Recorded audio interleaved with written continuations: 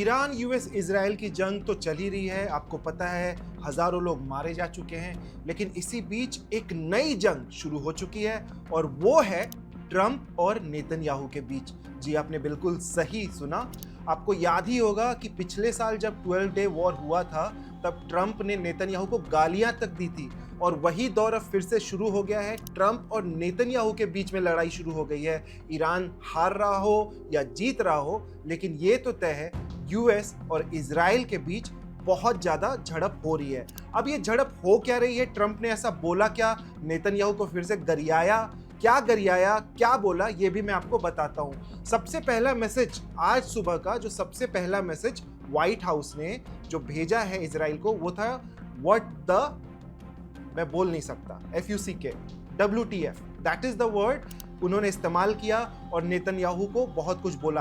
Axios एक international organisation है जो कि खबर करते रहते हैं और बहुत ही भयंकर खबरें करते हैं, बहुत ही अंदर की बातें लाते रहते हैं हमेशा से। और उन्होंने आज जो एक अपडेट दी है कि ट्रंप बहुत ही ज़्यादा गुस्सा हैं। ट्रंप का मानना है कि नेतन्याहू ने बहुत ज़्यादा बॉम्ब्स का इस्तेमाल किया। अब ट्रंप ये बोल तो रहे हैं, लेकिन आज ही 1200 किलो के बॉम्ब्स, ऐसे बॉम्ब्स आए हैं इजराइल के अंदर। बहुत सारे बॉम्ब्स साइप्रस में भी गए हैं, इराक में भी गए हैं। 1000 टन तक का बॉम्ब और हथियार इराक में आया है। तो आप समझिए कि किस लेवल की तैयारी हो रही है। इसी बीच ट्रंप नेतन्याहू से लड़ रहे हैं क्योंकि उनको सबसे ज्यादा जो अब डर लग रहा है वो है कि जो कच्चा तेल है वो अब $200 प्रति बैरल से भी ऊपर चला जाएगा। आज जो सबसे बड़ी अपडेट थी वो यही थी कि कच्चा तेल $160 प्रति बैरल पहुंच चुका है। कल परसों में ये $200 तक भी पहुंच सकता है और ट्रंप को बहुत ज्यादा नुकसान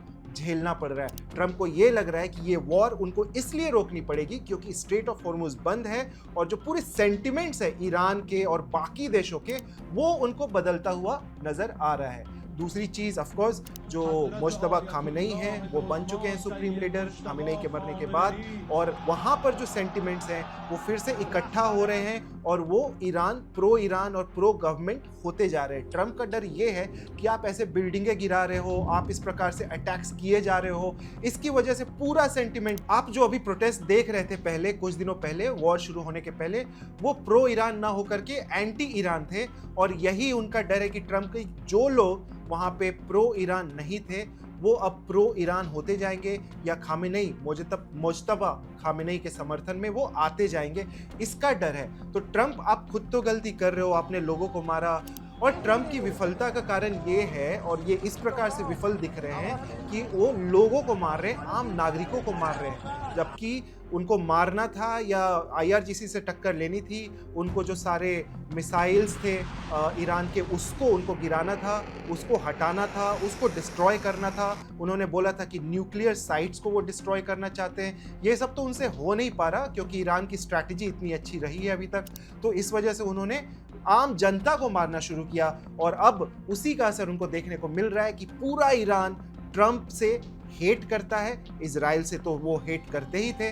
अब इस प्रकार से पूरा जो ईरान के अंदर की पॉलिटिक्स है वो बदलती हुई ट्रंप को नजर आ रही है और ट्रंप की हर जगह थू थू हो रही है। अब जो पूरा मामला है पेट्रोल का और कच्चे तेल का, $200 प्रति बैरल अगर ये पहुंच जाता है तो इमेजिन करिए पूरे दुनिया में किस लेवल का इन्फ्लेशन आ जाएगा और कितनी तबाही मच सकती है। और ये केवल पेट्रोल की बात नहीं है, डीजल की बात नहीं है, कच्चे तेल की बात नहीं है, इससे दुनिया की हर एक चीज़ बहुत ही महंगी हो जाएगी, चाहे वो फल हो, सब्जी हो, सब कुछ बहुत महंगा हो जाएगा। अब ये ट्रंप नेतन्याहू क्लैश में हुआ क्या, ये मैं आपको और भी डिटेल में थोड़ा समझाता हूँ। एक्सियोस ने क्या क्या बोला है और क्या उनकी खबर है वो थोड़ा समझाते हैं।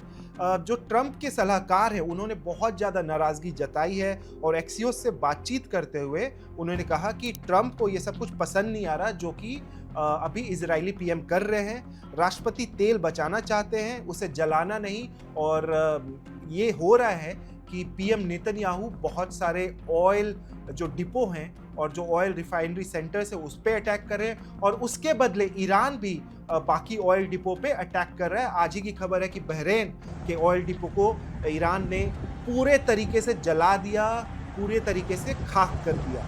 अब ईरान की चेतावनी फिर आई है। दूसरी ओर ईरान की जो चेतावनी है वो खताम अल अनबिया सेंट्रल हेडक्वार्टर्स जो है उसके प्रवक्ता ने दी है और उन्होंने कहा है कि वो कहीं भी अटैक करेंगे, किसी भी प्रकार का अटैक करेंगे, क्योंकि अब वो ईरान पे जो अटैक हुए हैं और जो लोगों की मृत्यु हुई है उससे वो बहुत खफा हैं। उनको जो यूएस के फोर्सेस हैं या इजराइल के फोर्सेस हैं उनको एटलीस्ट आम लोगों को नहीं मारना चाहिए था, सैनिक ठिकानों पे हमला करना चाहिए था। इस वजह से बहुत ज़्यादा गुस्सा है ईरान और अब समझिए कि किस प्रकार से दोनों के बीच मतभेद हुए हैं।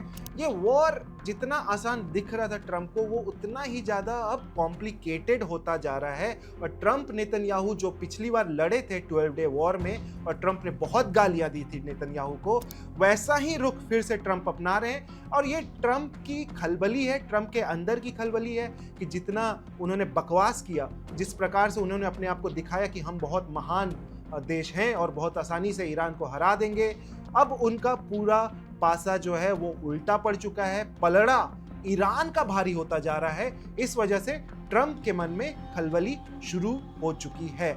अब देखिए साइप्रस में क्या होता है, वहां पे टर्की की एंट्री हो चुकी है, टर्की किस प्रकार से रिएक्ट करेगा। और यूएई में कुछ लोगों की मौत हुई है, यूएई के सैन्य अधिकारी मारे गए हैं 2।